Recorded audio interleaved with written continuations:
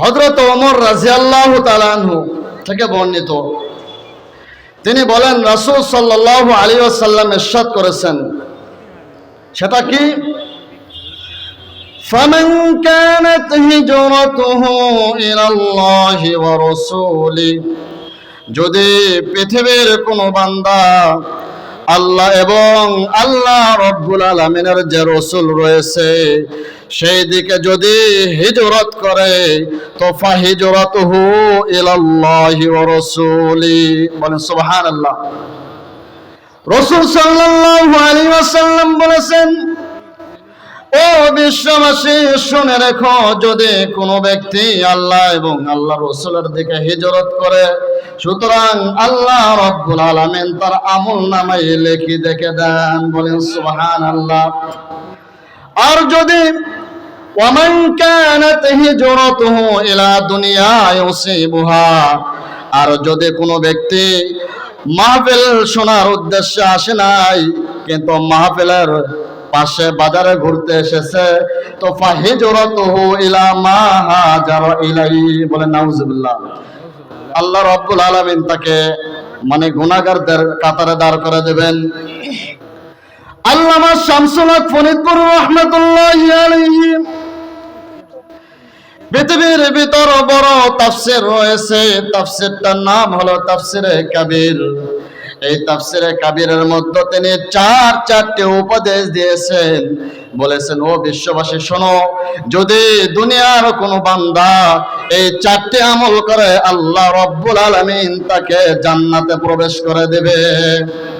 সময় খুবই সংক্ষেপ, 4টি আমল করে আমি শেষ করে দেব, কি বলেন? নাম্বার 1,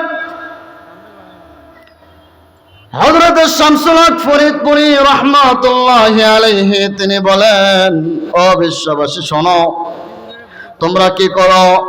কুন আলিমান, তোমরা আলেম হও। কি হও? আলেম হও। আলেম হলে কি লাভ? যদি কোনো আল্লাহর বান্দা আলেম হয়, আল্লাহ রাব্বুল আলামিন কাল কিয়ামতের ময়দানে ওই আলেমকে বলবে, হে আলেম, তোমার কি চাহিদা আছে আমাকে বলো। আল্লাহ রাব্বুল আলামিন তার মনের সমস্ত চাহিদাগুলো পূরণ করে দিবে। ওই আলেমকে বলা হবে, তুমি আমার কাছে চাও কি চাও, খুব সুন্দরভাবে বলো। আলেমটা খুব পরিষ্কার ভাবে বলবে, ও আল্লাহ রাব্বুল আলামিন, আমি পৃথিবীর বুকে আমি লেখাপড়া করেছি।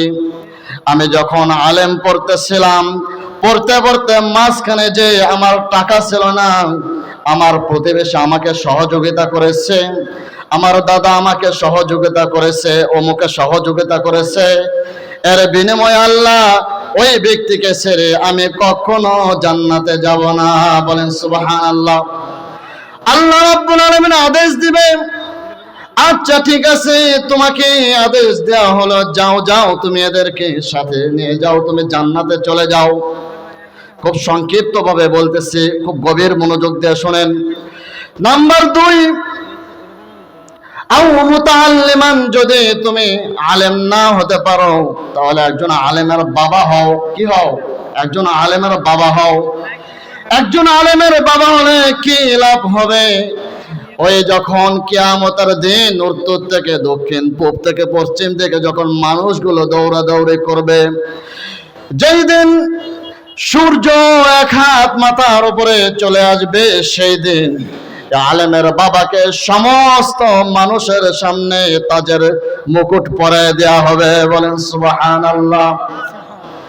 ওই তাজের মুকুট এত আলোকিত হবে, সাধারণ মানুষেরা বলবে, এরা কোন ব্যক্তি?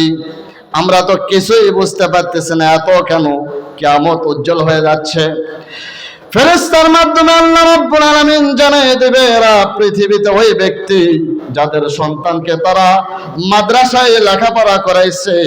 আজ মাদ্রাসার পক্ষ থেকে মাহফিল হইতেছে, আপনারা খুশি না বেজার বলেন?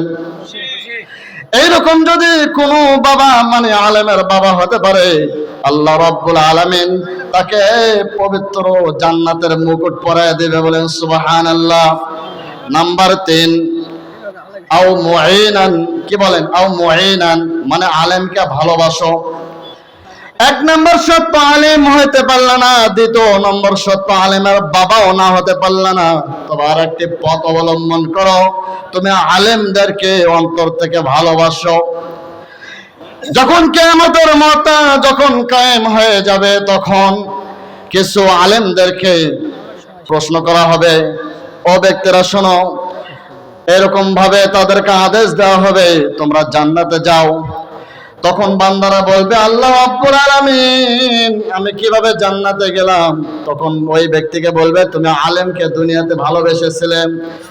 চতুর্থ নম্বর, আও মুহিব্বান, যদি আলেমকে না ভালোবাসতাম, মানে আলেমকে যদি এই তিনটাও যদি না করতে পারো, তাহলে অবশ্যই অবশ্যই তোমাকে ভালোবাসতে হবে। বলেন সুবহানাল্লাহ। আরেকবার বলি, নাম্বার 1, আও আলিমান, তোমরা কি হলো বিশ্ববাসী, কোন আলেমান আলেম হয়ে যাও। খুব ভালো করে মনোযোগ দিয়ে শুনবেন। 1 নাম্বার তোমরা আলেম হও। দ্বিতীয় নম্বর, আও মুতাআল্লিমান, যদি আলেম না হতে পারো তাহলে আলেমের বাবা হও।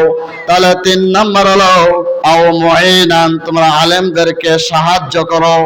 আর চতুর্থ নম্বর হলো তোমরা আও মুহিব্বান, তোমরা আলেমদেরকে ভালোবাসো।